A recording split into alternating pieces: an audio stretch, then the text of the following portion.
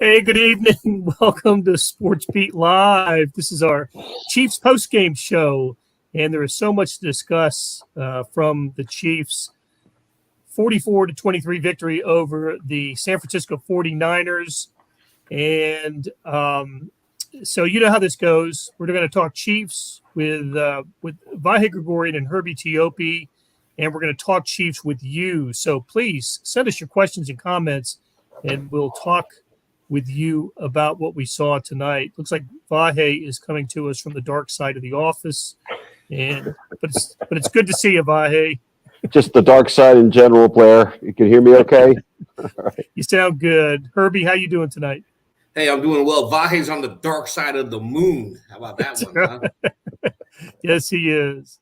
So, guys, as I always do when there is a Chiefs game, I scribble down whether I'm at Arrowhead or on the road or in the office or wherever, whenever the Chiefs are playing, I scribble down a list of things that we should talk about in the post game. And today I've got things like the 49ers came in with ranked first in total defense, and the Chiefs shredded it. Mecole Hardman's terrific day, probably the best day of his career, and things like that. What I didn't have on my sheet, and I guess I needed to be more aware of this, is Call of Duty. I did not have that on my sheet, and apparently that played a big factor in tonight's game.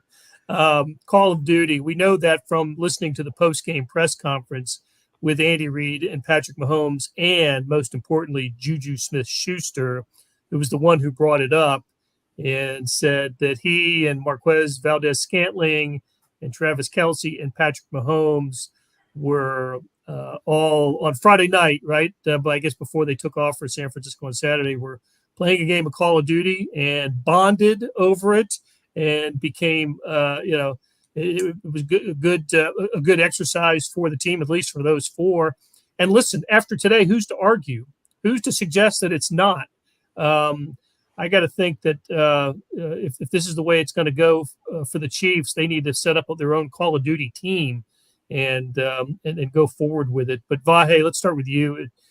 Quite the offensive show. Well, quite the offensive show, and really. Juju didn't limit it to the game because it was pretty much the offensive show during his interview. I believe it's accurate to say we each had the equal amount of smoke coming out our ears trying to understand what exactly is entailed in Call of Duty. And the key term that I heard in his interview from Santa Clara was related to Rebirth Island, which I thought you could have a little fun with if you were working on that, and how the offense had a little rebirth today. I mean, they've not been any slouch, right? The offense has been number one in the NFL coming into this game. But you guys tell me if you agree with this. There have been enough clunky moments, right? You've had a couple losses, a couple times when you needed that extra gear. And I think we've all sort of seen that the meshing between Patrick and MVS and Juju has been a little bit, slow to come, right? It wasn't literally instant offense. Juju had a breakthrough last week, and I think it was only 3 catches for MVS today, but there were a couple things that I think reflected a little chemistry between them. I believe our Sam McDowell is going to be delving into that more, but I think it's safe to say that was a new gear for the Chiefs and the more versatility we've sort of figured they need to have after Tyreek Hill. Yeah, look, 423 yards passing from Patrick Mahomes. He spread it around so well, right? Distributed it to, off the top of my head here, 124 yards to Smith-Schuster, 111 to MVS, 98 to Travis Kelce. They tried to get him 100, a little screen pass at the end, the last offensive play for the Chiefs, but Kelce dropped it. But anyway, Herbie, I just saw a ton of production from this offense, and especially in the passing game. And what Mahomes said after the press conference, after the game, he told reporters that this is what the Chiefs offense will be. And we've heard this as training camp, and we saw at training camp how much they're going to spread the ball around. And here we are, going into week 8 bye, and that's been the case. Look, he targeted and connected with 8 different receivers today. And to Vahe's point, Marquez Valdez-Scantling, 3 catches for 111 yards. That's a whopping 37 yards per catch. Math. See, I know how to do math real quick. But 37 yards per catch, and that's what they want him for. You know, he averaged 20 yards a catch in Green Bay, and when they signed him, they needed a deep threat. Granted, it took this long into week 7 where we finally started seeing a deep threat to replace Tyreek Hill, and they got it against a pretty darn good defense in the San Francisco 49ers. Tell you what, Andrew makes a terrific point here, and I noticed this as well. The back shoulder throws today, there are probably 3 or 4 of those types of completions that you don't always see, right, with this offense, because, before this year, the passing game was largely about getting the ball to Tyreek Hill, Travis Kelce, Mecole Hardman, and you don't have back shoulder throws to those guys. But with physical receivers like Smith-Schuster and MVS, you can do that. You can have the back shoulder throw, and I like how they picked on the new cornerback who came in the second half. I forgot who got injured, but guy who was playing, he did eight NFL snaps or something like that this year, and they back shouldered him right away. And I just thought that was a part of the passing game and the offensive plan today. Oops. Hey, muted, Vahe. Been a couple of years on this now. Don't know how I'll ever adjust. But you're absolutely right. And one of the things you reminded me of this when you were talking about MVS. One of the things Andy Reid kept saying, we still have guys that can take the lid off the offense, take the lid off the defense rather, in the wake of Tyreek Hill. But we haven't seen a lot of that, have we? I mean, we're talking about back shoulder stuff, but I just mean guys breaking open deep and taking the deep shot. And as it happened, that was 3rd and 11, right? And one of the 6 of 7 third downs they converted, the last 2 of which were 3rd and 11 and 3rd and 20. Pretty amazing. And again, McKinnon was on the screen, was at 3rd and 20. You got MVS there. You got Juju with the 45-yard touchdown. And Kelce, I don't remember how many of the catches he had in the second half, but it seemed to me he had the bulk of them in the first half. But if you're starting the game with that as your array of targets and intermittent lengths, different parts of the field, boy, I think that's hard to defend. I called that screen, that 3rd and 20 play that McKinnon turned into a 34-yard gain, the chef's kiss play of the game. That was exquisite. The play call, the execution, the blocking, that was fantastic. That was my favorite offensive snap of the game for the Chiefs. I know we'll get to Mecole Hardman, and I know they went over the top. That was great to see because we haven't seen a ton of that by the Chiefs, especially against the man. But they went over the top several times with success. I'm sure we're not too far away from seeing, one of those over the top throws end up as a 75 or 70-yard touchdown play. We haven't seen that yet, but. Herbie, what were your other sort of big moments offensively for the Chiefs? And we can absolutely get into Mecole Hardman's game as well. With the exception of Jody Fortson's catch. the big moments to me. Can we, while we're on Jody Fortson, I believe not only his catch, but he also had a holding call on a kickoff return that cost the Chiefs. They had to go 90 yards for the touchdown instead of 75. But anyway. But he also had a nice key block on one of Mecole Hardman's rushing touchdowns. So, hey, no, but I got to go with what Vahe was pointing out earlier, the ability to go deep. And to me, what's more impressive about the Chiefs' performance today was they faced, over the last month, defenses that were ranked, the Bills, the Buccaneers, and now the 49ers. It didn't work out well against the Bills, but against the Buccaneers and against the 49ers, my goodness, they just shredded league top defenses. Now you just need to do that consistently every week. But I like the fact that they were able to go deep. Marquez Valdez-Scantling, he's the guy that they brought aboard to put pressure on the defense. And I like the way that they finally showcased that today. Yeah. Hey, Brian brings up, Isaiah Pacheco's kickoff return to open the second half after that crazy end of the first half where, we got to mention it. Sky Moore muffs the Chiefs do a great job forcing the illegal procedure penalty on the 49ers. So they move them out of field goal range. The 49ers punt, and Sky Moore, for the second time this year, muffs a punt. We need to talk about that too. But anyway, the the Chiefs go down into field goal range, and Harrison Butker misses the field goal. It's 14-13 at halftime, but Chiefs get the ball to open the second half. Pacheco, 48-yard return. You tack on 15 yards for the push out of bounds, stupid play by the 49ers special teams guy, and Chiefs are off and running. That's another touchdown to open the second half, and there they go. So, hey, while we're still talking about the offense, let's get into Mecole Hardman's day. I thought Patrick Mahomes said it well in the post game that Mecole Hardman seems to be built for the jet sweep type play because he's willing to turn it upfield, right? To plant the foot and turn and go instead of just trying to, get to the sideline, maybe tiptoe up the sideline and go out of bounds. And Mecole Hardman never did it any better than he did today, has he, Herbie?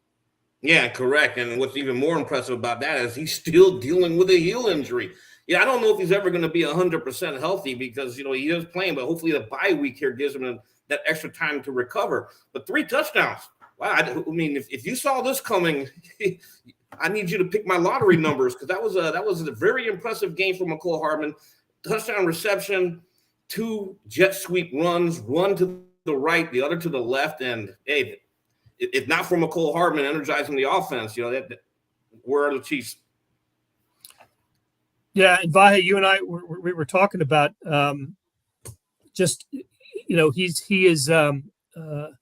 he's not a great. I wouldn't think. I don't play fantasy football. I don't know if he's a good fantasy start because he's in 3 years plus 3 years and 7 games worth of seasons, he's not a touchdown maker. No, I mean, that's in some ways, I was surprised to look at those numbers today and see they were as low as they were. I thought, and the numbers we looked at a glance were, of course, the regular season numbers. I can't remember what his postseason numbers were, but, the most touchdowns he's had in the season, regular season, was 6 his rookie year. Then he had 4 his second year, 2 and 2 the last 2 seasons entering today. So, I mean, he had more touchdowns today than he had all this season and all last season. And he had some limited time last year, I guess, with injuries, I think. I know he had fewer starts, obviously. It was a different lineup then, too. But I don't know in the Chiefs thinking about the ability to trade Tyreek Hill and make this work after Tyreek Hill, what place Mecole Hardman really occupied specifically in that. I mean, of course, they had to get Juju and MVS to kind of get it cranked up. But I'm sure that they thought of him as some sort of pillar of what they'd need to do. And that, there were some glimpses last season in the playoffs where he had some big moments.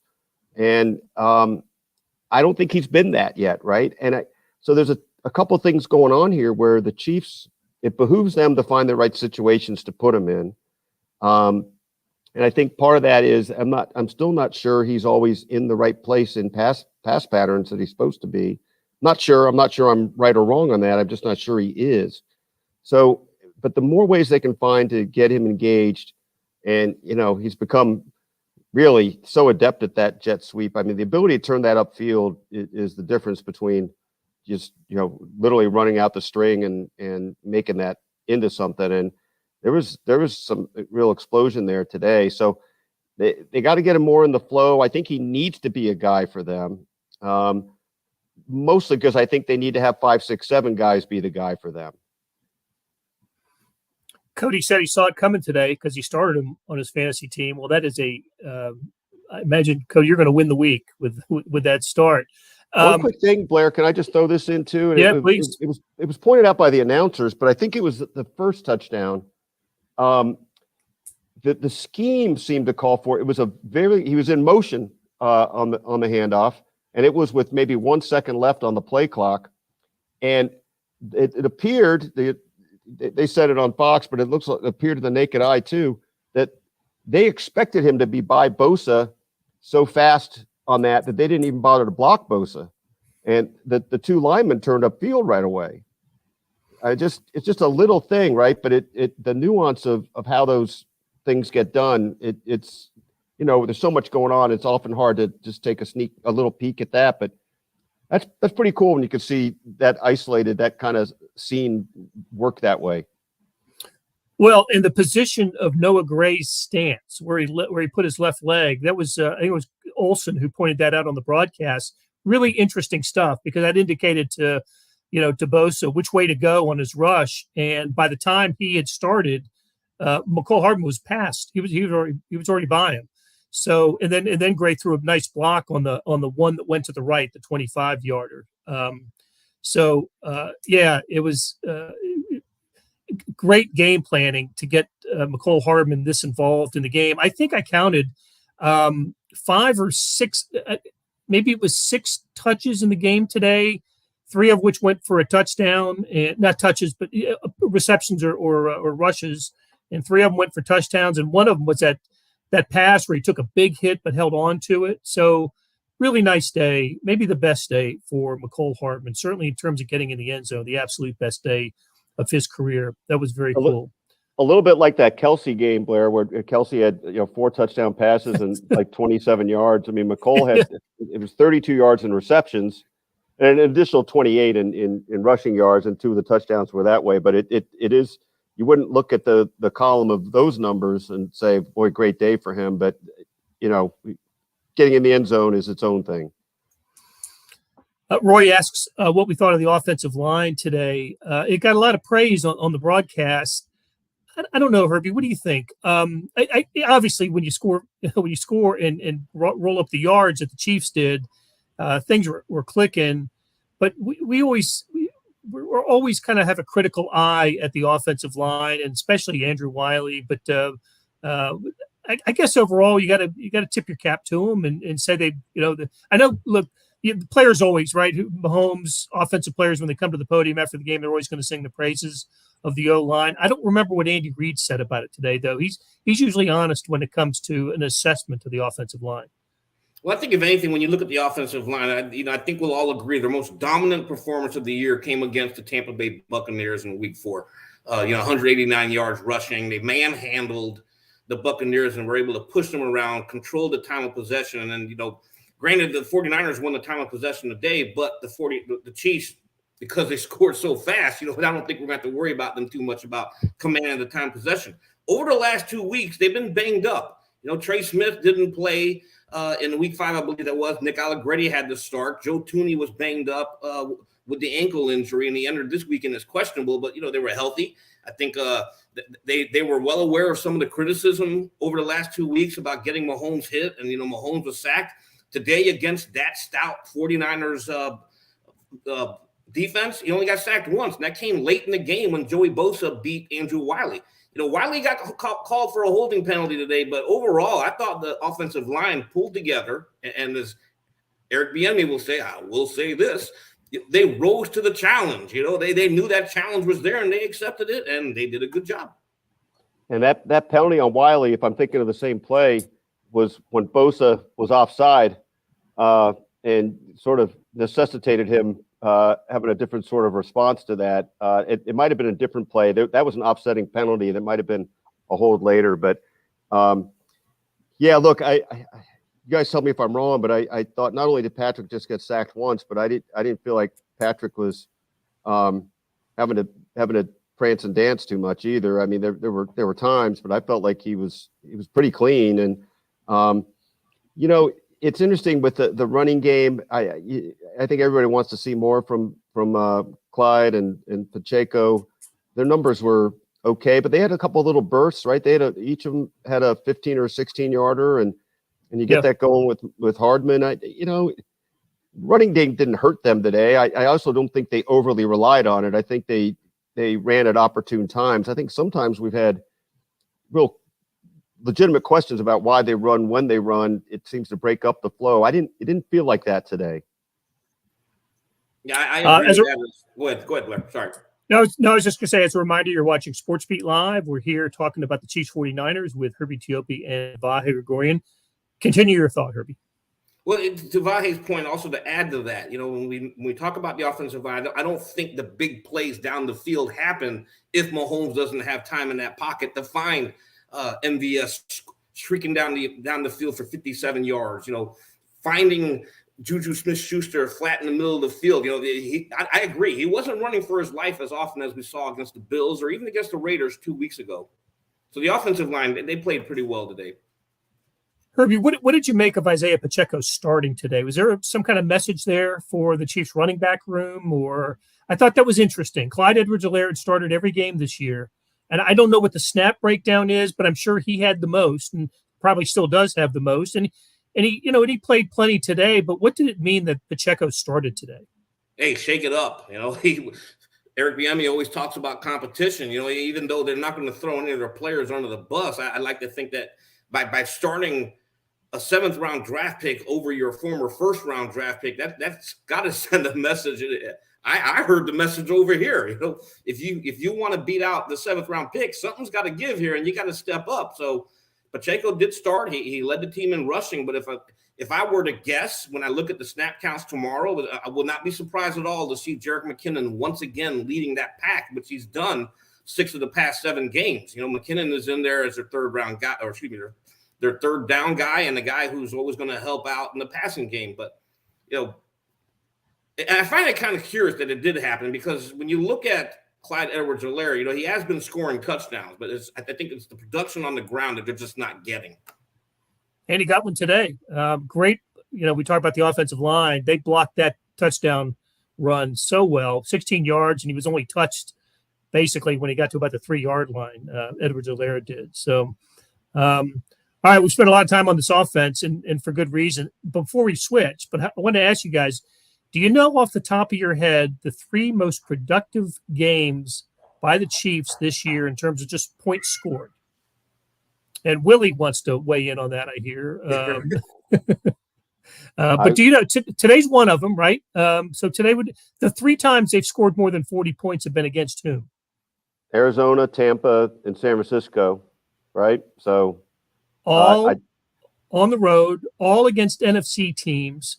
Is there something about the fact that the Chiefs perform really well against teams that don't see the Chiefs on a regular basis? Today's game got me wondering about that. They've lost to the Bills. They played the Bills 5 times in 3 years. The Bills, AFC, the close games against the Chargers and the Raiders this year. We watched what happened today with the Chargers and what we've seen all year with the Raiders. They're not in the Chiefs class, I don't think, not this year. And yet those games are dogfights.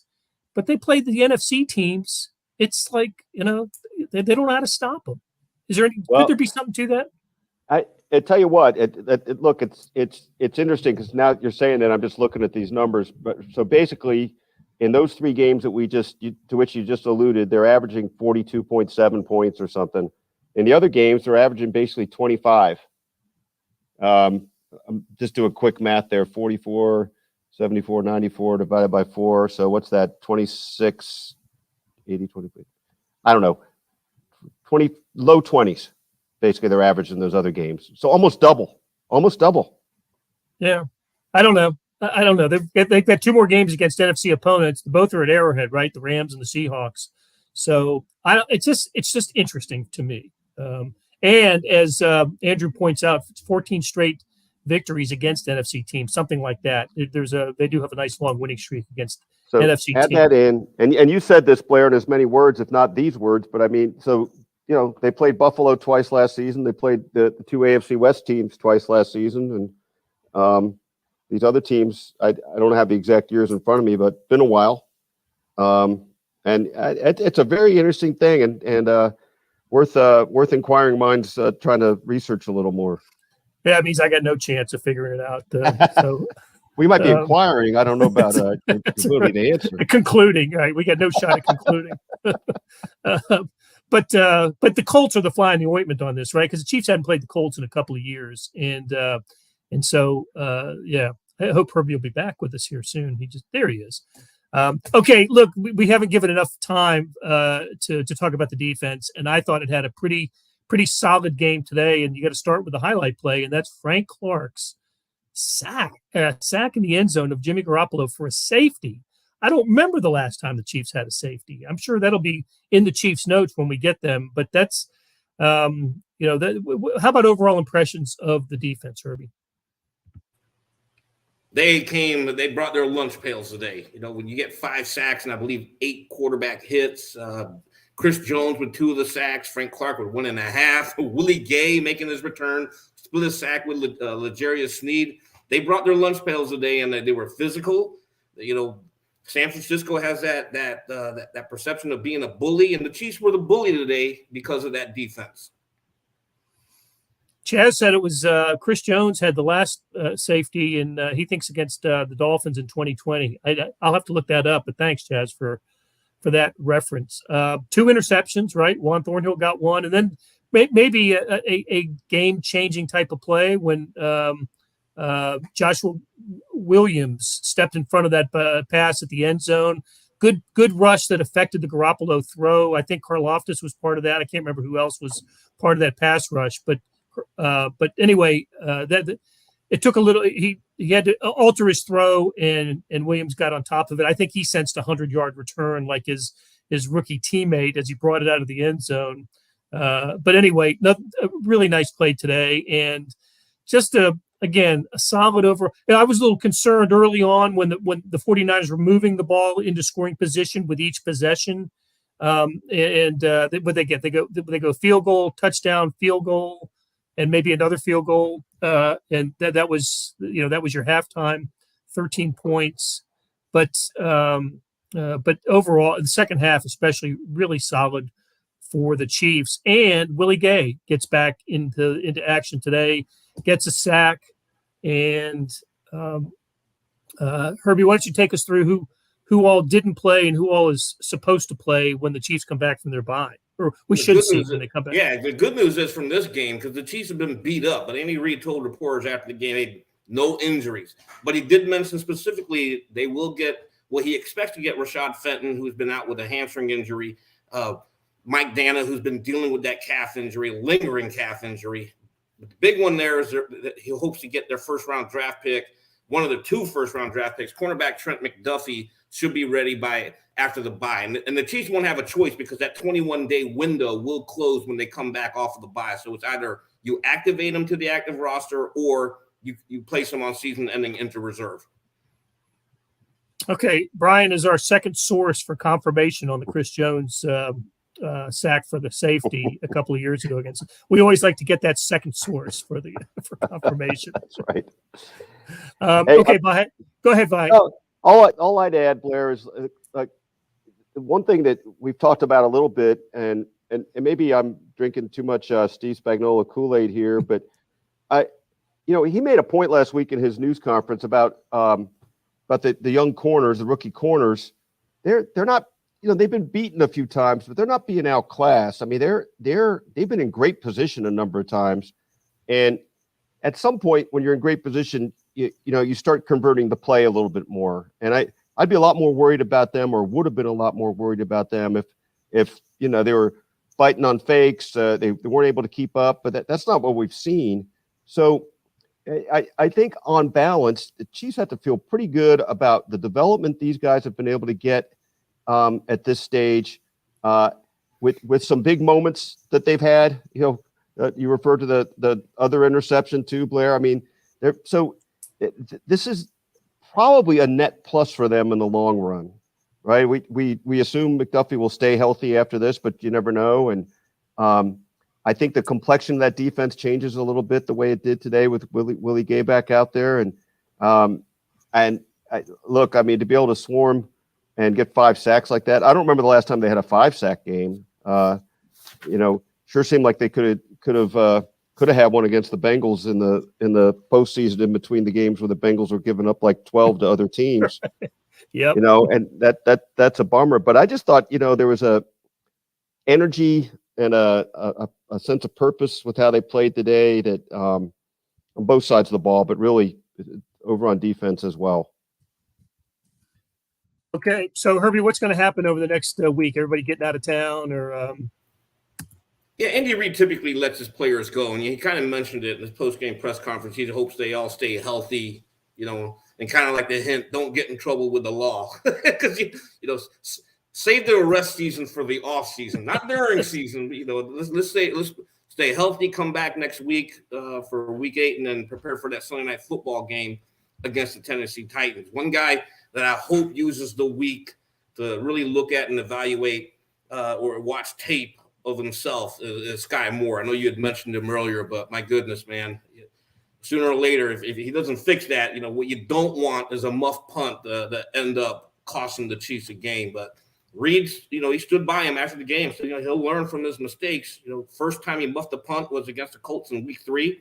That game, the Colts did score a touchdown. This time it didn't come back to hurt the Chiefs, but sooner or later, it might cost them a game.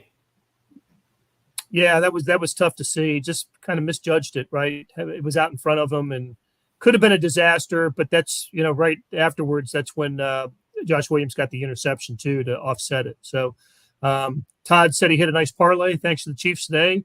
I think that's a great note to go out on. You get a parlay, man, congrats. That's beautiful. All right. For Vahe Gregorian and Herbie Tiopi, hey, thanks for everybody for tuning in tonight. Great conversation. And we'll do it again after the Titans game on Sunday Night Football in 2 weeks. Good night, everybody.